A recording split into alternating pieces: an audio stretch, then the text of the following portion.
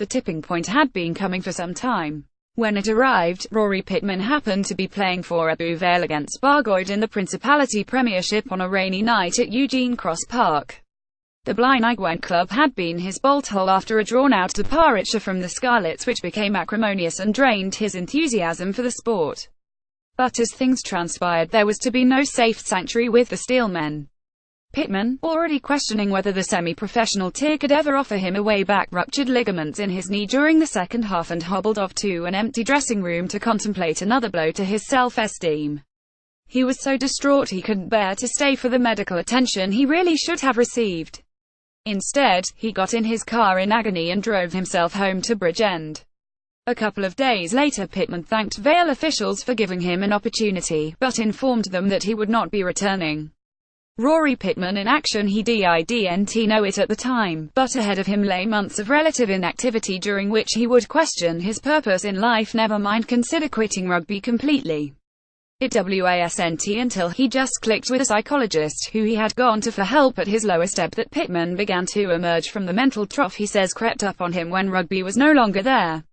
And that was after a painfully circuitous quest to find therapy that matched his needs, a quest that went via other psychologists he couldn't relate to, hypnotherapy sessions and even visits to a well-being and detox retreat which he visited for 3 days on the pretense that he was going for talks with a potential new club.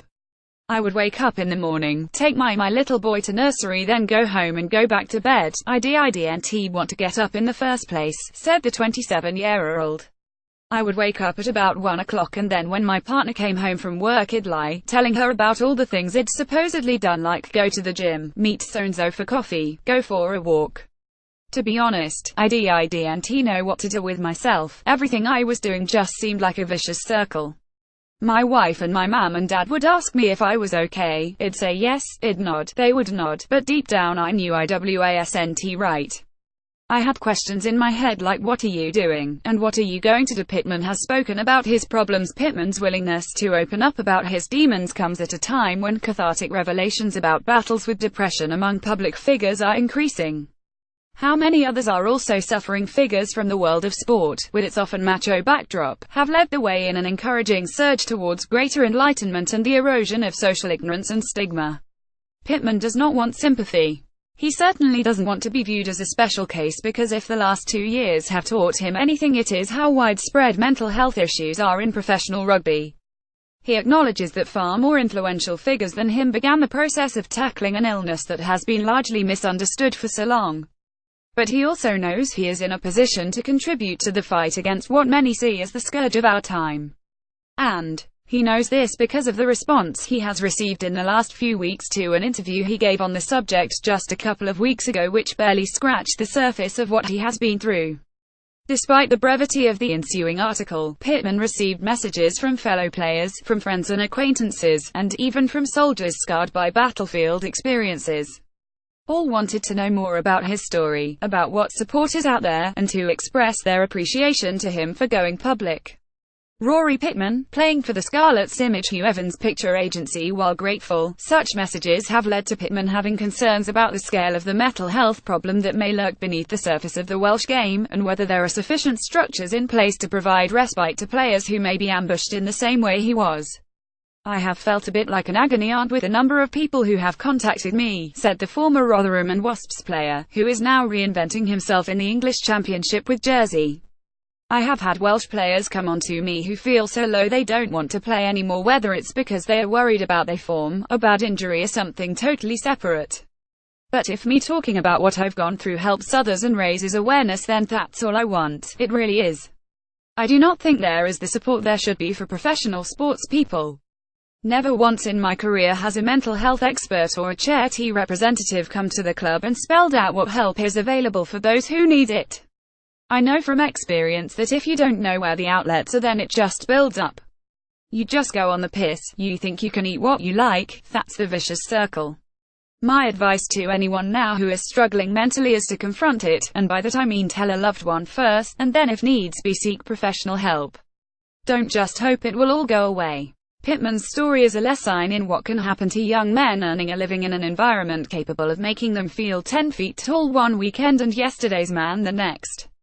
It is difficult not to conclude he underestimated the lasting effects of his strained departure from the Scarlets at the end of the season before last. Ironically, having joined the region at the same time as Kiwi coach Wayne Pivac, he made a hugely encouraging start. Scarlets head coach Wayne Pivac on his Guinness Pro 12 debut against Ulster, he scored 2 tries and was man of the match. Several more barnstorming performances followed, which featured eye-catching displays from number 8 in which he proved himself a menacing gainline merchant among top-notch company. Pittman even worked his way onto Warren Gatland's radars, getting invites to the Wales camp to have his fitness monitored and take part in training sessions. But the atmosphere soured as factions emerged in the Scarlets dressing room. He was eventually made to train separately from the first-team squad and ended up leaving under the blackest of clouds. When you have been in an environment like that since you were 17, you train and play with the same boys every day, you go away every other weekend and stay in hotels with them, you eat with them, you get to know all their problems, you get to know their families, they become your life, said Pittman. When that is suddenly taken away, you wonder what there is left. When the Scarlets finished, I used to look for things to do during the day, but then when I was doing them, I'd have something in my head saying this has no relevance. I used to ask myself, who am I now? Every day I used to envisage a happiness meter, a quantity of happiness that I had stored for that particular day. What I mean is, up to a point, I could put on a front. It would be smile, smile, smile, smile, and then I was done, it'd shut down. When the happines ran out, I didn't want to know anyone. I would bite people's heads off over the slightest things, it'd take things my friends said the wrong way and get into stupid arguments. If someone started talking about rugby, that was the worst thing. More often than not, I'd have a right go at them. Image Hugh Evans' agency. Pittman coached his old club Tartar Steel 2 nights a week after walking away from Ebbw Vale following his Scarlets nightmare. In a quandary about his future, he stopped playing, put on a shirt and tie and tried his hand at helping out a friend who owns a bar in Swansea with promotional activity. Then he went to work for a recruitment business as he redoubled his efforts to forge a new career away from the game. But he found himself slowly being destroyed inside by a feeling that he simply didn't belong anywhere other than the world of rugby. Every time he went to meet clients, he fell into the same verbal exchange: who you playing for now? Then oh, you're not playing. Why not? It meant not only could he not escape from the nagging feeling that he should still have been playing, but also that people couldn't accept him as anything else. Seeking professional help, when Pittman found salvation with his psychologist, who he still speaks to regularly by phone, he was taken aback to learn footballers, boxers, athletes, cricketers were all patients at the same establishment, but that barely any rugby players had ever been in touch. When the sessions began, Pittman explained how he felt at the beginning of his spiral, how he was feeling right at the moment, and what his hopes for the future were. Gradually a new perspective emerged that centered around a focus on future goals, the avoidance of potentially destructive behaviors, and the realization that opportunity still existed in abundance, so long as he put himself in a position to take it. He believes anything he achieves during the remaining years he has in the game he will appreciate and respect in a way he might not always have done previously. The psychologist didn't know me from Adam, but that was the best thing, Pittman explained. But we got off to a good start. Everyone who knows me knows that I am a real coffee lover, and when I went into his room for the first time, he brought out this delicious percolated coffee.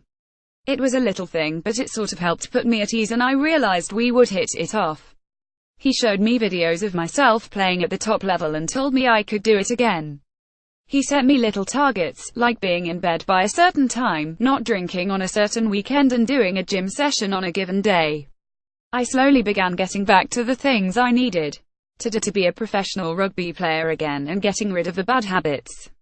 I'd do a gym session, then couldn't wait to ring him to tell you him.